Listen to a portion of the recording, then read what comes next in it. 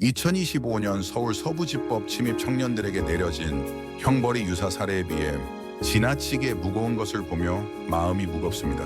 국제법의 기준으로도 형평성 비차별 원칙, 공정재판 권리, 그리고 표현과 집회의 자유에 대한 심각한 침해 가능성이 논의될 수 있는 사안입니다. 손자는 장수의 큰 병폐는 적을 다루는 방법을 알지 못하고 자신이 써서는 안 될 힘을 함부로 쓰는 것이다. 장즈환 부질드즈커용 부질지즈부커용을 칭용즈라 했습니다. 법 집행의 권력은 국민을 적으로 삼아서는 안 됩니다. 그러나 경미한 행위에도 과도한 구속과 기소가 이어지는 것은 마치 장수가 민중을 적으로 착각하고 칼을 휘두르는 것과 같습니다. 그 결과 국가는 스스로 신뢰를 무너뜨리고 민심을 잃으며 자멸의 길로 들어섭니다.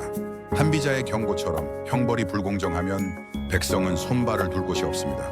법은 사람을 지키는 울타리여야지 권력의 편에 서서 선택적으로 휘둘리는 창이어서는 안 됩니다. 역사는 반복됩니다.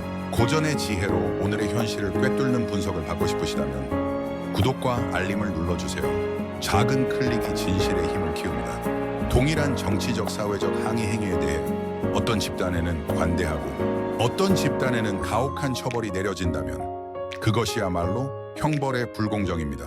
백성은 예측 불가능한 법 앞에서 위축되고 정치적 표현의 자유는 서서히 숨을 거둡니다. 이 두 고대 사상가의 경고는 오늘 우리가 마주한 상황과 기이할 정도로 겹쳐집니다.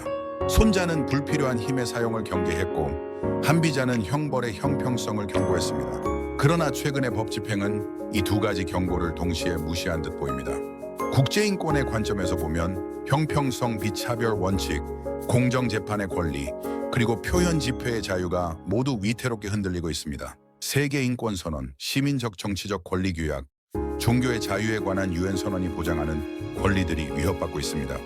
한국의 경우에 국제인권규범 위반 가능성이 있습니다. Possible violations of international standards.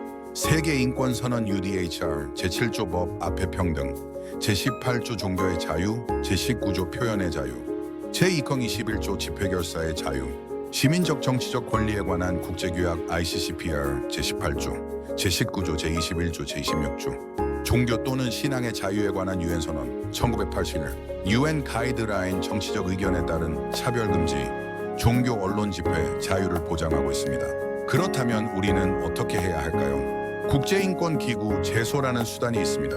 그러면 국제기구의 제소시 비용은 얼마일까요? 비용은 제소 경로와 전략에 따라 0원에서 수천만 원, 혹은 그 이상까지 다양합니다. 본인이 직접 제출 시에는 서류 작성 번역 증거 정리만 하면 비용은 없습니다. 전문인권 변호사의 의뢰 시에는 변호사 수임료, 번역 및 공증 비용, 자료 조사 비용 등등 국제법률 NGO 위임 사건 규모 자료량에 따라 약 500만 3천만 원 정도 필요합니다. 국제 NGO 제소의 경우 정치 종교 표현의 자유, 침해를 입증할 자료가 많으면 7,080% 수준으로 검토 착수 가능합니다. 그러면 왜 그들은 국제기구에 제소를 할까요? 승소를 하기 위해서 제소를 할까요? 아닙니다. 국제기구에서 검토 단계만 가도 정치적 압박 가능성과 정권의 치명상을 입힐 수 있기 때문입니다. 이유는 다음과 같습니다. 국제기관의 질서 자체가 정치적 부담이 되기 때문입니다. 유엔 특별보고관이 한국 정부에 이 사건에 대해 해명하라는 공식 서한을 보내면 정부는 국내외 언론의 질문을 받게 되고 사건이 국제적으로 알려집니다. 피고 권력층의 이미지에 치명적인 타격을 줍니다. 국제적으로 해당 정권과 그 대상 인물은 인권 침해 의혹 대상이라는 기록이 남으면 해당 인사나 기관은 외교 국제 회의 투자 유치, 안 국제적 고립으로 신뢰 하락을 겪습니다. 베네수엘라는 국제인권기구와 국제 NGO에 의해 인권 침해와 부정선거와 관련하여 여러 차례 제소된 사례가 있습니다. 이러한 제소는 해당 국가에 대한 정치적 압박을 가하는 역할을 하기도 합니다. 예를 들어 베네수엘라에서는 정부의 인권 침해와 정치적 억압이 심각하게 발생하고 있습니다. 국제인권기구들은 이러한 상황을 국제사회에 알리고 베네수엘라 정부에 대한 비판과 압박을 강화하기 위해 다양한 보고서를 발표하고 제소를 진행했습니다. 이 과정에서 국제사회의 관심이 집중되면서 베네수엘라 정부는 외부의 압박을 느끼게 되었고 이는 정치적 상황에 영향을 미치는 요소로 작용했습니다.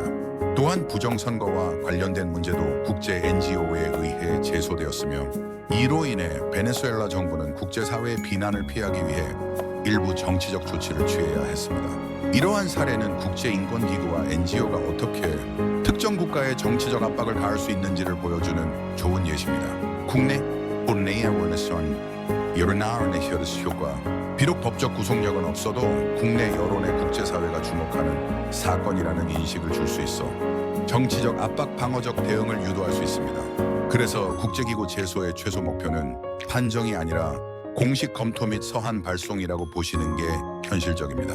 검토 단계만 가둬피고 측은 국제적 비판을 받는 정권은 정치적 부담과 정권의 치명상에 직면하게 됩니다. 여러분 이런 이야기를 계속 듣고 싶으시다면 구독 버튼을 눌러주십시오. 우리는 고대의 지혜와 현대의 현실을 잇는 다리를 놓아가고 있습니다. 그 다리 위에서 진실과 정의를 함께 바라보기를 바랍니다.